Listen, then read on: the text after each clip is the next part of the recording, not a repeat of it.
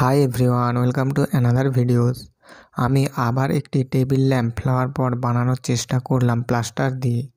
প্রথমে একটি পাত্রে 2 কাপ প্লাস্টার ও 2 কাপ জল নিয়ে ভালো করে মিশিয়ে নিতে হবে। তোমরা অনেকেই জানতে চেয়েছো এই প্লাস্টার কোথায় কিনতে পাওয়া যায়। তোমরা এই প্লাস্টার কিনতে পাবে সোনা, রূপা ও তামার কাজের কাঁচামাল যেসব দোকানে পাওয়া যায় সেইখানেই। এরপর মিশ্রণটি তৈরি হয়ে গেলে ওটাকে বেলুনের মধ্যে ভরে নিতে হবে, আর তারপর গোল গোল করে বেলুনটিকে ঘোরাতে হবে যতক্ষণ না পর্যন্ত ওই প্লাস্টারটি শক্ত হয়ে বেলুনের গায়ে জমাট বেঁধে যায়। আর জমাট বেঁধে গেলে সাবধানে একটি সমতল জায়গায় এটিকে রেখে দিতে হবে। তার প্রায় 1 ঘন্টা পর ওই বেলুন থেকে স্ট্রাকচারটিকে সাবধানে আলাদা করে নিতে হবে এবং অতি সাবধানের সঙ্গে সার্জিক্যাল ব্লেড ব্যবহার করে গোল করে উপরের অংশটি কেটে নিতে হবে।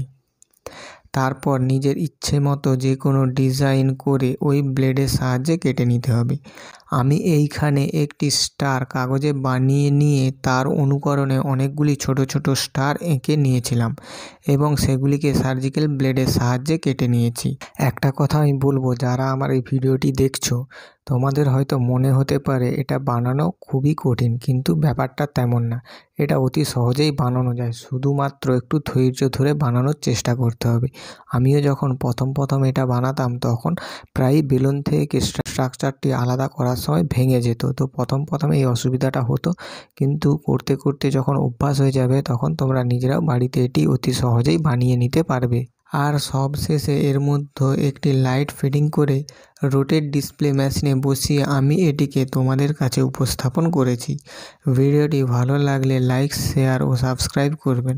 তো চলুন, দেখা হচ্ছে পরের ভিডিওতে। Tata, bye bye.